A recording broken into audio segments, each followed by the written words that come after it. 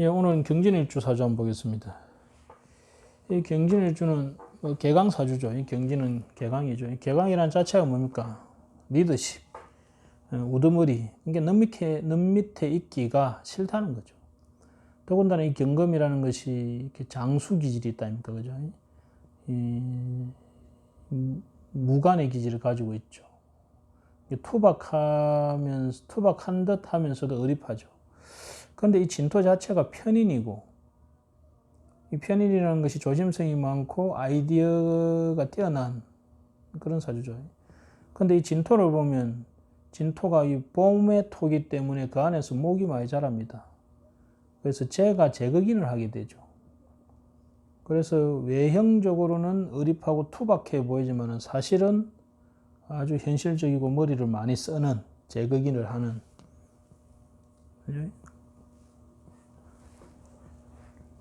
그래서 이런 분들 중에서는 보기와 다르게 상당히 스마트한 사람들이 많죠.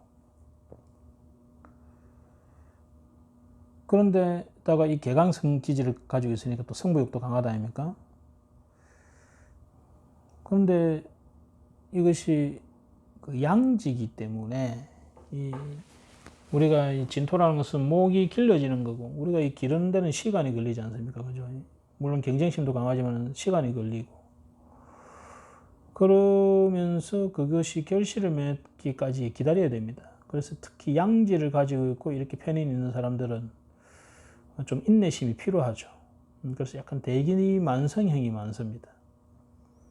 그런데 이 사주 자체가 이 진토가 재극인을 때리고 있기 때문에 빨리빨리 이렇게 결과를 보고자 하는, 그죠? 그런 또 심리가 작용을 하죠. 여하튼 경진일주가 이 개강으로서 보기보다는 두뇌형들이 좀 많죠.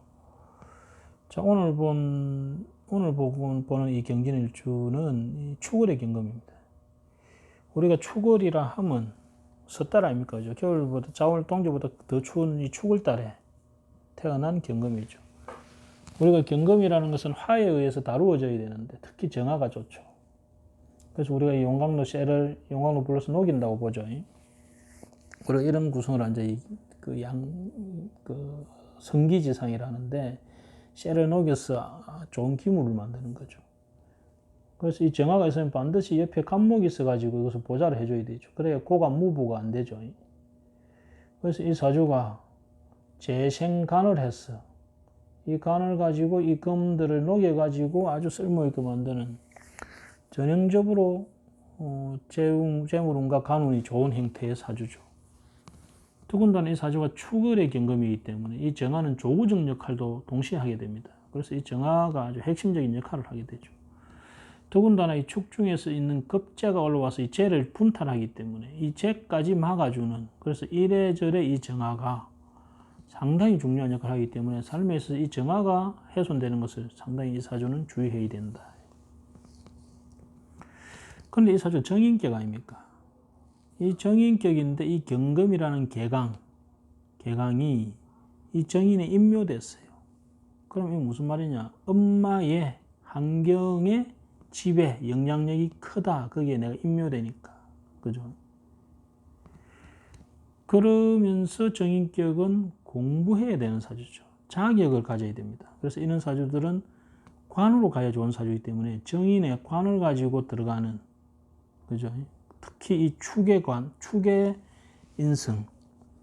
우리가 이 축이라는 것은 뭡니까? 약간 어둡고 숨어 있고, 그죠? 비밀스러운 곳이잖아요.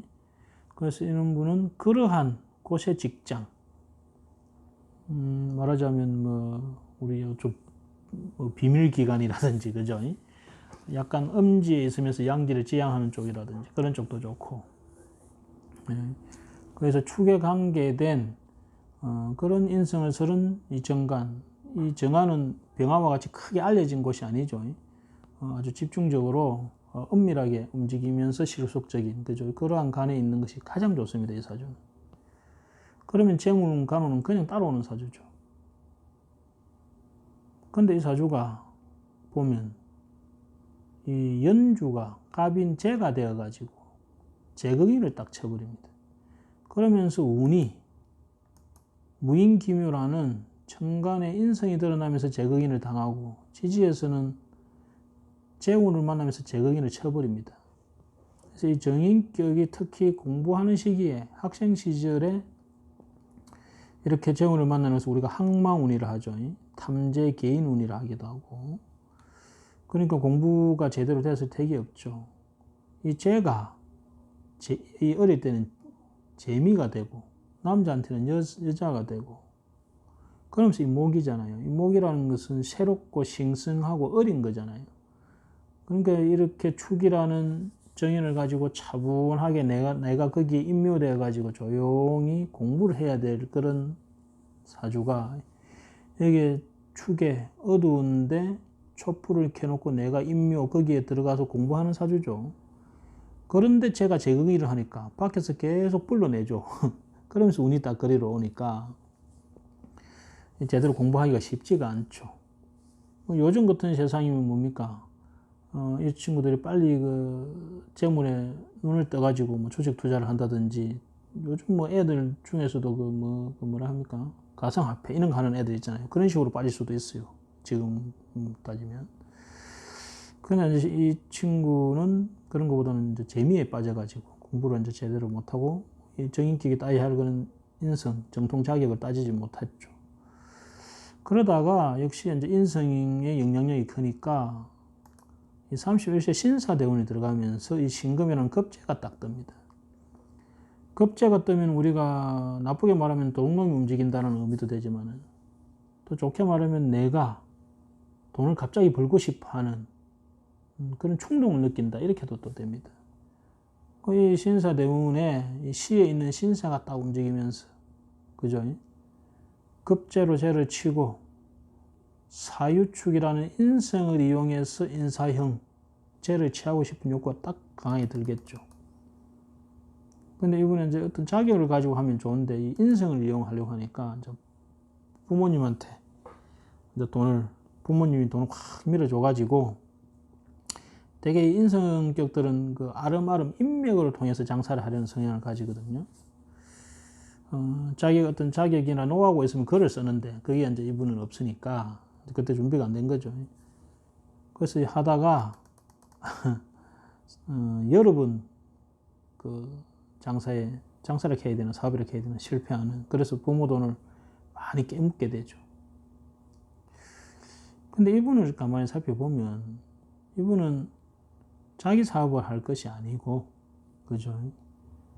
이런 자기가 임무될 수 있는 그런 인성의 관에 들어가 가지고, 그죠? 거기에서 주어진 이 정관이지 않습니까? 이 정관은 루틴, 딱 정해진 그게 있는 어떤 일정 공간이 있는, 그죠? 일정한 책임이 있는 그 일을 지속적으로 하는 것이 좋죠. 근데 이 사주가 이 연에 있는 이 갑인이라는, 더군다나 초운에서 이렇게 제극인 운을 만나니까 어떻게든 인성을 이용해서 이렇게 돈을 한 방에 벌려고 하는, 왜냐하면 무식상 사주니까 식신생재로 돈을 벌려고 하지 않고, 그죠? 이런 인성, 머리를 써갖고 또는 윗사람 이용해갖고 이렇게 한 번에 딱 돈을 벌려고 하는 이 급제적 성향이 계속 동하기 때문에,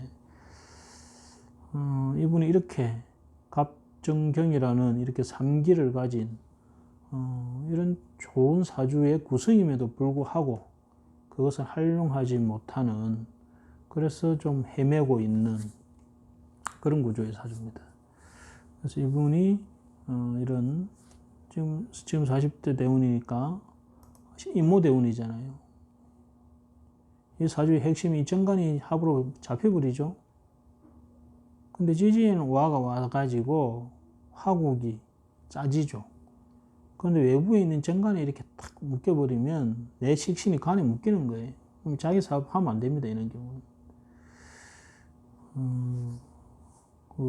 다른 사람, 또는 좀 이 관에 내가 소속돼 갖고, 그죠? 내가 비록 개강이라도 내가 대장을 하고 싶지만 그걸 눌러야 됩니다. 가지고, 남들이 많이 알아주지 않는 간이라도, 그죠? 거기에서 좀 실속을 찾는 쪽으로 들어가서 생활하는 것이 훨씬 이 사람한테 유리하다, 그렇게 보면 되겠습니다. 여하튼 이 사주가 이런 자신의 타고나 있는 이 성기에 이 상기를 잘 활용하는, 그래서 너무 인성에만 의지하지 않는, 그죠?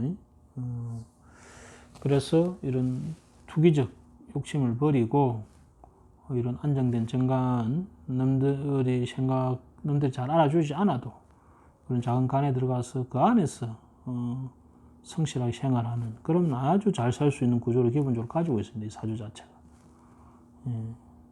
이 재생간을 한다는 것은 대단한 겁니다. 재생간을 한다는 것은 그 내가 일을 하면 그 일을 하는 그 주위의 요소들이 도와준다는 소리거든요.